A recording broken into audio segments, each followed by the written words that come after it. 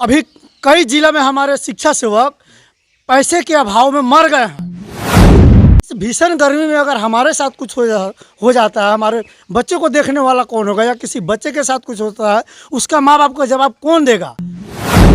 एक साल में बच्चों को परिपूर्ण नहीं कर पाते हैं, तो क्या एक माह में कोई भी वैज्ञानिक आ जाएगा तो उस बच्चे को पढ़ाकर परिपूर्ण कर सकता है।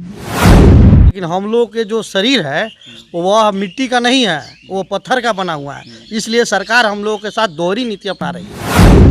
दोहरी नीति नहीं चलेगी, नहीं चलेगी, नहीं चलेगी। यह सरकार की दोहरी नीति नहीं चलेगी, नहीं चलेगी।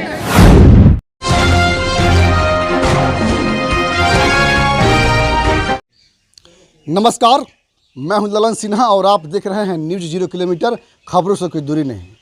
अभी हम मौजूद हैं बनगटवा प्रखंड के बीआरसी भवन में, और यहाँ टोला सेवक और तालीम मरकज़ के शिक्षक सभी लोग एक समर कैंप का जो है बहिष्कार किया है। और समर कैंप का बहिष्कार क्यों किया है, आइए जानते हैं इन लोगों से कि इन लोगों की क्या तकलीफ़ है। क्या नाम हुआ आपका? मैं रामनाथ बैठा, शिक्षा सेवक संघ के प्रखंड अध्यक्ष हूँ। मेरा नाम रामनाथ बैठा है। बनगटवा प्रखंड के सभी शिक्षा सेवक एवं तालीम मरकज़ समर कैंप का बहिष्कार कर रहा है। क्यों कर रहा है?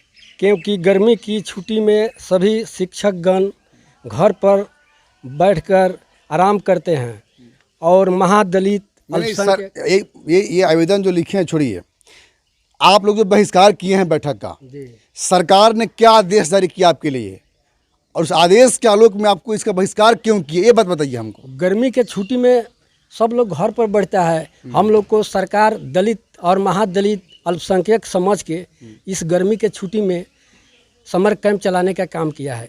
इसलिए गर्मी को देखते हुए सरकार कह रही है कि आप लोगों को पढ़ाना है, यानी सारे विद्यालय के शिक्षक जो हैं छुट्टी में रहेंगे, सारे बच्चे छुट्टी में रहेंगे, और तालीम मरकज और टोला सेवक के शिक्षकों को जो है के लिए सरकार जो है बाध्य कर रही है। क्योंकि आप लोग को जो है 30 दिन उन बच्चों को, जो बच्चा कमज़ोर है, उस बच्चों को पढ़ाना है। समर कैंप चलाना, अगर यह ठंडी के मौसम में हो, अन्य किसी मौसम में हो, जिस समय हम भी सुरक्षित रहें, जो बच्चे पढ़ने आएंगे वो भी सुरक्षित रहें। जब सरकार का जो साइंस है वह कहता है कि यह गर्मी में बच्चे को दिक्कत हो सकता है, टीचर को दिक्कत हो सकता है, इस चीज़ को देखते हुए यह ग्रीष्मावकाश लागू की गई। लेकिन सरकार की यह कौन सी नीति है कि हम लोग टोला सेवक, शिक्षा सेवक संघ, इन लोगों से, तालीम वर्ग से इस गर्मी की छुट्टी में बच्चों को पढ़ाने का काम लिया जा रहा है। अभी कई जिला में हमारे शिक्षा सेवक पैसे के अभाव में मर गए हैं, जिसको अभी तक सरकार का कोई भी प्रतिनिधि या किसी ने जाकर पूछा नहीं कि आपको क्या तकलीफ है, ना कोई लाभ मिला, ना कोई लाभ मिला। इस भीषण गर्मी में अगर हमारे साथ कुछ हो जाता है, हमारे बच्चे को देखने वाला कौन होगा, या किसी बच्चे के साथ कुछ होता है, उसका माँ बाप का जवाब कौन देगा। पहली बात तो ये है। दूसरी बात यह है सर कि हमको लगता है कि हम लोग बिहार में सबसे कमज़ोर अल्पसंख्यक महादलित के लोग आते हैं, इसलिए सरकार हम लोग का शोषण करती है। एक तरफ जब हमारी मानदेय बढ़ाने की बात आती है तो सरकार का कोई भी विभाग हमारे पेपर को आगे नहीं बढ़ा पाता है समय से। लेकिन जब हमारी काम की बात आती है, हम लोग कौन सा काम नहीं करते हैं। चुनाव से लेकर, गिनती से लेकर, जनगणना से लेकर, जितना भी पशु गिनती से लेकर, जितना भी सरकार जो है शिक्षक को जो है ना, यानी नौकर बना दिया है। जी बिल्कुल। यानी जो भी गवर्नमेंट का काम हो तो शिक्षा की सबसे कमजोर है खटाने के लिए। और बड़ी महत्वपूर्ण बात है सर, जिस विद्यालय में 40,000 मानदेय लेकर शिक्षक 365 दिन, एक साल में बच्चों को परिपूर्ण नहीं कर पाते हैं, तो क्या एक माह में कोई भी वैज्ञानिक आ जाएगा तो उस बच्चे को पढ़ाकर परिपूर्ण कर सकता है। यह सभी लोग जान रहे हैं। सरकार समझ रही होगी कि जो आप लोग बहुत क्वालिफाइड शिक्षक हैं और आप लोग बहुत योग्य शिक्षक हैं, कुछ खास कुछ चमत्कार कर देंगे। नहीं, ऐसा अगर होने वाला रहता तो फिर हम लोग का मानदेय इतना कम क्यों है। 9,680 रुपये हमको मिलता है। फिर सरकार जब इतना क्वालिफाई हमको जानती है तो शिक्षकों से डबल कर दे। फिर हम गर्मी में भी व्यवस्था देखेंगे, एसी लगाएंगे विद्यालय में और बच्चे को पढ़ाएंगे, हम भी बचेंगे, बच्चे को भी बचाएंगे। लेकिन ऐसे किसी के साथ भेदभाव करना, दोहरी नीति अपनाना, ये तो सरकार का माने भेदभावपूर्ण रवैया है ना। इससे तो काफ़ी मर्माहत है। हमारे पूरे बिहार राज्य के संगठन से इसका विरोध हो रहा है। ऐसा नहीं है कि सिर्फ हम बनगटवा प्रखंड से विरोध कर रहे हैं, हम लोग सभी लोगों ने बहिष्कार किया है। और सरकार को यह आदेश, खास करके जन शिक्षा निदेशालय के जो अफसर है उनको ये आदेश पुनः वापस लेना होगा। यही हमारी सरकार से मांग है। और सरकार से यह भी मांग है कि जो भी हमारे शिक्षा सेवक की मृत्यु होती है अल्प मानदेय के कारण, उस पर भी विचार किया जाए। और हम लोग क्या कह सकते हैं, हम लोग तो मजदूर आदमी हैं।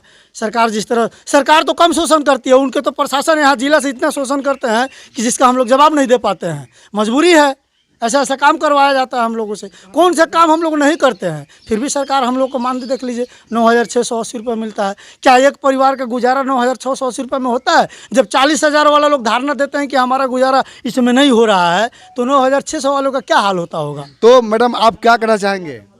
आप लोग बहिष्कार में सहमत हैं इस बहिष्कार से? हाँ हाँ सहमत है। सहमत है आप लोग? आप सहमत हैं बहिष्कार से? हम लोग सहमत है। तो आप लोग पढ़ाई नहीं आएंगी? नहीं आएंगे। अभी नहीं आएंगे? नहीं। अब बताइए कि जो है ये जो संघ है, ये कौन सा संघ के बैनर तले आप लोग बहिष्कार कर रहे हैं? बिहार राज्य शिक्षा सेवक तालीमी मरकज संघ के बैनर तले ये संघ विरोध कर रही है। और सरकार पेपर में भी निकाल रही है कि गर्मी की छुट्टी में उनके जो बच्चे हैं उनके भी ट्रीटमेंट दवाई चलेगा, लेकिन हम लोग के जो शरीर है वह मिट्टी का नहीं है, वो पत्थर का बना हुआ है। इसलिए सरकार हम लोगों के साथ दोहरी नीति अपना रही है। क्या नाम हुआ आपका? पंकज कुमार। तो आप प्रशिक्षण देने आए थे? जी सर। तो इसका विरोध हुआ है? जी जी। तो क्या कहना चाहेंगे इस संबंध में? क्या करना चाहिए, हम लोग तो ऐप पर लोड करना चाहे प्रक्षेपण आए हुए थे, ये लोग अब बहिष्कार कर दिया तो क्या करेंगे हम लोग? कुछ नहीं कर सकते हम लोग। यानी आपका मतलब परिचय क्या हुआ? आप कहाँ के रहने वाले हैं? बनकटे रहने वाले हैं। और कहाँ पढ़ाते हैं आप? यही से बनकटे कन्या में कन्या में पढ़ाते हैं। एक सबसे बड़ी बात मैं आपको बता दूं कि बनकटवा प्रखंड में जो है ये जो बहिष्कार चल रहा है, और जितने भी शिक्षक की टीचर ट्रेनिंग होती है, ये सिर्फ बीआरसी भवन बनकटवा में ही नहीं होता है। पूरे बिहार का ये आलम है कि कहीं भी शिक्षक की ट्रेनिंग होगी तो बीआरसी भवन में ही होगी। ट्रेनिंग में जो प्रशिक्षण देने आते हैं वो इसी स्कूल के आसपास के शिक्षक होते हैं या इसी विद्यालय के शिक्षक होते हैं। तो जो शिक्षक इसी विद्यालय के शिक्षक ट्रेनिंग देंगे तो वो शिक्षक क्या सीख पाएंगे और बच्चों को क्या पढ़ा पाएंगे?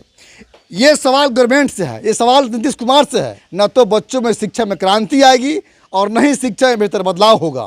दिल्ली गवर्नमेंट जब शिक्षक को ट्रेनिंग देने की बात होती है तो वहाँ के शिक्षक की समूहों को, किसी को पेरिस, किसी को रूस, किसी को जापान, किसी को लंदन, किसी को टोक्यो, वहाँ भेज कर जो है ना शिक्षक को ट्रेनिंग करवाती है।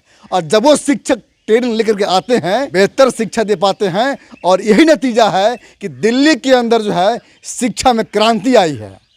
और जब तक ऐसा नहीं होगा तो बिहार सरकार लाख कोशिश कर ले, लेकिन कुछ होने वाला है नहीं।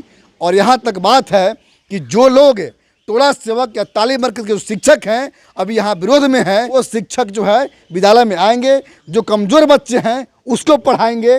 लेकिन चाहे कितनी भी गर्मी हो, इनको लूह क्यों न लग जाए, बच्चे को फिट क्यों न मार दे, बच्चे बेहोश क्यों न हो जाए, लेकिन ये लोग पढ़ाएंगे। क्योंकि वो शिक्षक पत्थर के बने हैं और बच्चे भी जो है वो पत्थर के बने हैं। सिर्फ इस बीआरसी भवन में ही नहीं, इनके संघ के द्वारा पूरे बिहार में इसका विरोध किया गया है। ऐसा है ना रमकाल जी? जी है उसका पेपर कटिंग भी है। बहुत से जिला से जो पेपर में आया है फोटो के साथ, उसका भी कटिंग हम लोग के पास है। पूरे बिहार के संगठन की तरफ से हम लोग ये कर रहे हैं। ये ऐसा नहीं है कि सिर्फ बनकटवा प्रखंड से किया जा रहा है। डॉक्टर भीमराव अम्बेडकर बाबा साहब ने कहा था कि जब तुम्हारा आवाज़ कोई वहाँ सुनने वाला ना हो ऑफिस में, तो तुम सड़क से अपनी आवाज़ को उठा सकते हो। और वही संविधान निर्माता बाबा साहब के बात को मानकर हमने उस बात को फॉलो किया हम लोगों ने, और सड़क से अपनी आवाज़ उठाने का काम किया है। चूँकि संविधान में यह अधिकार है कि अपना आवाज़ आप सड़क से लेकर सदन तक उठा सकते हैं। और जब तक हम लोग आवाज़ नहीं उठाते हैं फिर इस गरीब का कोई सुनता नहीं है। राम मनोहर लोहिया ने भी कहा था कि सड़कें अगर खामोश हो जाएगी तो संसद आवारा हो जाएगा। आवाज़ तो उठनी चाहिए और आवाज़ उठी है। हमारे काम का बहिष्कार करो, दोहरी नीति नहीं चलेगी, यह सरकार की दोहरी नीति नहीं चलेगी। हमारे काम को बहिष्कार करो। लेकिन इस आवाज़ के संदर्भ में, इस विरोध के संदर्भ में आपका क्या प्रतिक्रिया है? अपना प्रतिक्रिया कमेंट बॉक्स में जरूर दीजिएगा। अब तक के लिए इतना ही। जय हिंद, जय भारत।